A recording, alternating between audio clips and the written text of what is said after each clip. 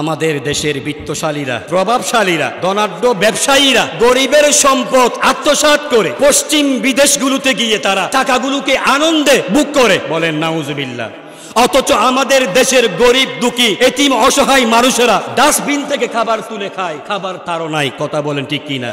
কুদার তারও নাই, ময়লা স্তূপ থেকে তারা খাবার খুঁজে খুঁজে খায়। আমাদের দেশের গরিবেরা ডাস্টবিন থেকে খুঁজে খুঁজে খাবার গ্রহণ করে। অথচ চাউলের দাম বেড়ে গেছে, আলুর দাম বেড়ে গেছে, অতিরিক্ত টাকাগুলো মুনাফা আদায় করে আমাদের দেশের ব্যবসায়ীরা বিদেশে গিয়ে সেই টাকাগুলোকে তারা আরাম আয়েশে বুক করে থাকে। কাল কিয়ামতের মাঠে এই নিয়ামত সম্পর্কে আল্লাহ জিজ্ঞেস করবেন, বলেন সুবহানাল্লাহ।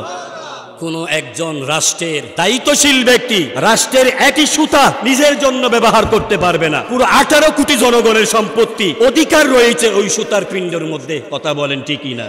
আমরা অনেকেই টিকিটবিহীন ট্রেনে ভ্রমণ করি, অনেকে আছে টিকিটবিহীন ট্রেনে ভ্রমণ করা হয়। অনেকে অনেক সময় সরকারি চাকরিজীবী বলে বা স্টুডেন্ট বলি, যে কোনো ভাবে আমরা টিকিটবিহীন ট্রেন ভ্রমণ করে থাকি। এই ট্রেন জাতীয় একটি সম্পদ, রাষ্ট্রীয় একটি সম্পদ। আমি 8 টাকার বিনিময়ে টিকিট কাটলাম না, এই 8 টাকার উপরে পুরো দেশের 18 কোটি জনগণের হক রয়েছে। কাল কিয়ামতের মাঠে এই নিয়ামতকে কেন আমি অপব্যবহার করলাম, আল্লাহর দরবারে জিজ্ঞেস করতে হবে, জিজ্ঞাসিত হতে হবে। বলেন নাউজুবিল্লাহ। আমরা কোথায় আছি? আমরা কোথায় আছি? আল্লাহ তাআলা আহকামুল হাকিমিন আমাদের সকলকে বুঝার জন্য তৌফিক দান করুন।